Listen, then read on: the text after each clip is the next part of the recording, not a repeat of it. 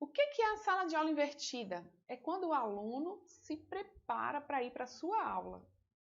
Ele não vai cru. Quando a gente pensa na prática, é que a gente consegue imaginar, Ju, como é que eu vou usar isso que você está falando na minha aula? Você precisa, para fazer uma sala de aula bacana, algumas ideias de provocar o aluno. Eu mando para os meus alunos um vídeo pequeno, não mando muito grande, porque eu sei da correria, e coloco alguma coisa assim, junto com um link junto com o vídeo. Povo bom, nesse vídeo tem um conteúdo para a aula de hoje e só vai conseguir dar conta da aula, só vai conseguir dar conta desse vídeo os fortes. Então, se você não se considera forte, você nem abre o vídeo. Aí os alunos ficam curiosos e abrem o vídeo. Ou eu coloco um vídeo com algum áudio meu comentando um ponto-chave. Por exemplo, gente, nesse vídeo que eu estou mandando para vocês sobre liderança, no minuto 3, o professor fala uma coisa de James Hunter que mudou a minha forma de liderar, mudou a minha forma de liderar, mudou meu ponto de vista. Se eu fosse vocês, eu dava uma olhadinha lá. Essa estratégia de tentar despertar curiosidade, que Paulo Freire fala muito isso, né? Que uma curiosidade, mesmo que ingênua, já leva a um certo conhecimento. Essa estratégia eu uso muito nas minhas aulas com os meus alunos. Outra boa prática que eu faço com os meus alunos é enviar um texto com 3 perguntas prévias para o aluno responder antes da aula. E na aula eu vou sortear duplas de alunos para responderem as perguntas. Eu faço assim, ó. Eu tenho um banco de pontos, vamos supor que você vai de 1 a 10, de 10 pontos, de 2 pontos extras só para esses momentos, para você não perder. Esse ponto é extra. Eu não estou tirando o seu ponto do currículo. Esse ponto é extra. Para quando eu perguntar, para quando eu te chamar, para quando você interagir. Gente, quando a gente tem a caneta, facilita algumas coisas, não vou negar não. Mas às vezes o aluno começa a entrar na metodologia ativa por causa dos pontos, por causa dos benefícios, e depois ele entende a importância, você vai fazendo os 2 trabalhos e ele engaja muito na sua aula. Mas às vezes eu uso esse tipo de estratégia. Não, tem 2 perguntas aqui sobre a aula, da aula que vem. E se vocês não responderem, vão perder os pontinhos extras e vão deixar a professora também muito magoada com a falta de pertencimento, né?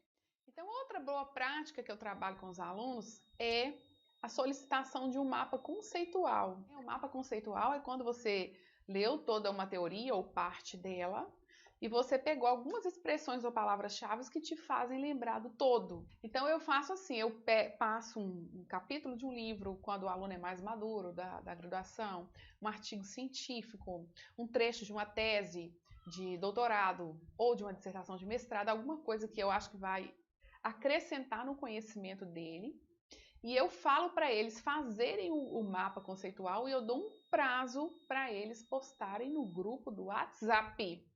Então, meu aluno, ele não vai chegar só lá na hora que ela emboleira, não. Falar assim, ó, gente, eu quero no grupo. Ah, professora, eu tenho vergonha, meu mapa tá ruim, meu mapa tá feio. Eu falo, não, preocupa com isso não. Eu quero ver seu mapa lá no grupo de todos os alunos, coloquem os nomes. Então, antes de chegar na aula, ele leu, ele fez o mapa e aí ali pelo grupo eu vou olhando quem foi que fez, quem foi que não fez, vou dando uma chamadinha no privado, né? Como é que eu faço agora a sala de aula invertida, passo a passo dentro da própria aula? Primeiro, contato com a turma. Eu comento de forma superficial o assunto que vai ser tratado. Então, eu cheguei na aula e falei, povo bom, hoje nós vamos falar de estilos de liderança. Um exemplo, vamos supor que eu estou na aula de liderança. Vamos falar de estilos de liderança. Aí eu mostro algumas imagens. Olha só, coloco, por exemplo, a imagem de Martin Luther King, de Mandela, do Papa Francisco, outros líderes. Olha que bacana, gente, os líderes que influenciaram. Emito a minha opinião, mas eu não coloco nada muito profundo. Por que eu não coloco nada muito profundo ainda? Se eu quero fazer uma sala de aula invertida dentro da própria aula. Porque vem aqui a cereja do bolo, ó. Eu entrego o material com as informações, alguma leitura, algum direcionamento. Presta atenção, ó que bacana. E já coloco algumas atividades simples, por exemplo, uma situação problema. Quando eu vou trabalhar com liderança dos meus alunos, eu vou dar o meu exemplo, vocês vão conseguir levar para vocês. Eu trabalho, por exemplo, um estudo de caso do Nelson, que é o dono de um restaurante familiar que tem muito sucesso lá no Rio de Janeiro, chamado Fellini. Vou trabalhar esse estudo de caso. Então eu chego na aula e falo assim, olha gente, hoje nós vamos falar de gestão com pessoas. Exemplo, Vamos falar do estilo da liderança dentro desse contexto. Aqui está um texto para leitura, geralmente 2 folhas, né, no máximo 3. No final do texto tem uma questão. Eu gostaria que vocês, em duplas, lessem, resolvessem a questão para depois a gente comentar. Gente, nessa hora, vou colocar aqui, nessa hora, o aluno pira. Ai, professora, mas a senhora não deu nem aula ainda? A senhora já está passando atividade? A gente nunca ouviu falar desse assunto? A gente ouviu falar minimamente desse assunto? A senhora já está passando atividade? Como é isso? Ela fala assim, olha, nós vamos fazer uma sala de aula invertida dentro da própria aula. Confie em mim. A partir do momento que vocês se desafiarem a ter o primeiro contato com essa teoria, tentar resolver a questão que eu bolei, quando a gente for socializar, vocês vão estar muito mais alimentados, muito mais maduros. Mas funciona muito bem. Os alunos, eles fazem aquela atividade. Quando a gente vai socializar, eles chegam com um conhecimento prévio. E isso transforma o nosso aluno. Então, para mim, a gente aguçar, não só para mim, né, o Ausubel, que é o autor daquele trabalho sobre aprendizagem significativa, ele fala muito isso.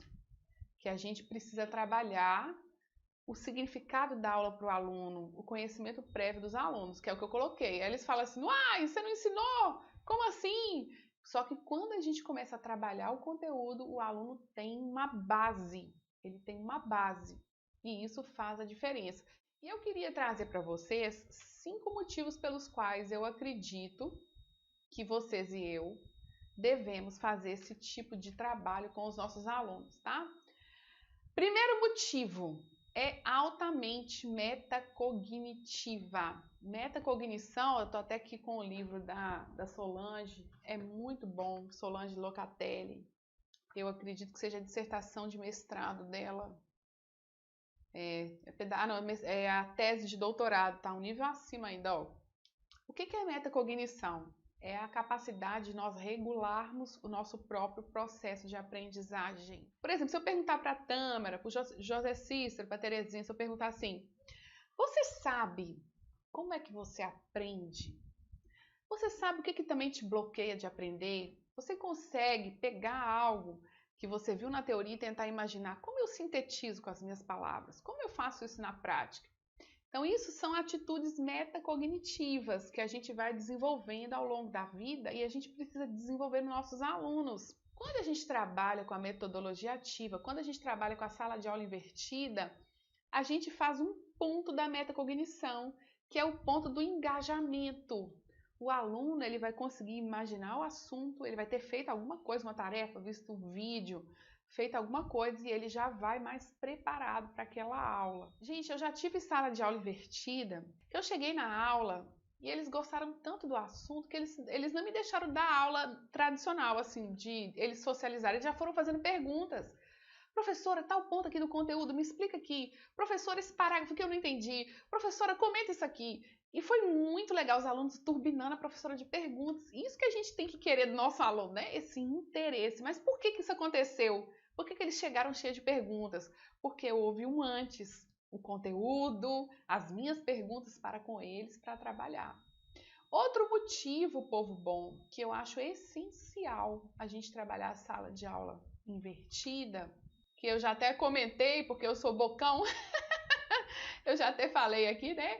Prepara e aguça o aluno para a aula, como eu coloquei, o aluno já chega curioso, nossa. E tem outra coisa também, aqueles alunos que têm uma autoestima mais massageada, eles vão querer se exibir, que eles entenderam, que eles deram conta. Eu acho lindo quando o aluno ele quer fazer uma exibição do bem, né? Não é do mal, não é ser melhor do que o outro, mas que ele vê que ele está melhor do que ele mesmo, que ele está uma nova versão de si próprio. Outro motivo, respeita o direito de previsibilidade do aluno. O aluno tem um direito, não é um direito legal, mas é um direito didático, está no contrato didático que eu vou falar depois, de previsibilidade. Ele tem o direito de saber aonde ele está pisando, qual é o caminho do conhecimento. Claro, gente, vocês vão falar, Ju, mas o aluno da educação infantil, em alguns contextos o aluno ele não vai dar conta disso, é verdade. Mesmo assim, dá para fazer. Se eu fosse uma professora de educação, talvez na educação infantil não dá, mas assim que o aluno já consegue compreender um pouco, o aluno com 5, 6, não, 5, 6, sei lá, 7, 8, eu falei, ó, gente, na aula que vem nós vamos falar sobre a combinação das cores. E aí eu quero que vocês façam essa tarefinha aqui para aula. Dá para fazer sala de aula invertida do aluno que é criança, do aluno da educação infantil não, mas eu acho que dá, talvez até dê, né? Vocês vão me contar aí. Não sou muito expert de educação infantil, mas do aluno do ensino fundamental 1 até o aluno do doutorado dá para fazer, tá? Que é dar essa previsibilidade, ele saber onde ele está pisando. Eu já falei o próximo também, porque eu preparo a aula e ela fica no meu coração. Aqui, aumenta o engajamento e a produtividade, claro. Imagina se eu chego na minha aula para explicar uma teoria. Ah, gente, hoje nós vamos falar de metodologia científica, de referência e citação. A referência é isso, a citação é aquilo. Não. O meu aluno, ele já sabe um pouquinho do que é uma citação, do que é uma referência. Ou talvez saiba muito, se ele for curioso. E ali eu vou tirando as dúvidas e a gente já vai praticar. Então, otimiza o tempo da aula muito. Muito mesmo. Outra coisa que é legal na sala de aula invertida é uma delícia de se fazer e de ver. Quando você treina o seu aluno a se preparar para a sua aula, quando você treina o aluno a estudar, é diferente. É gostoso de ver quando você trabalha. Você vai falar assim, Ju, você não conhece meus alunos. Você não conhece meus alunos. Eu tenho uns que não faz de jeito nenhum. Tem uns que você pode falar assim, que você vai tirar ponto, que você vai dar ponto, que você vai dar uma casa na praia, que você vai levar para viajar, que você vai pegar no colo, você vai fazer. Ele não vai fazer. Gente, tem alunos que não vão fazer. Isso aí é uma realidade. Eu tento abraçar todos, tento cativar todos, converso com aqueles que são mais assim, quando eu vejo aqueles mais dispersos, mas é uma realidade. Eu penso assim, vamos fazer o nosso melhor, com amor. Vamos fazer que nem Colossenses 3:23, como quem faz para Deus e não apenas para o outro. Se bem que fazer para o outro é uma forma linda de fazer para Deus, é conexão.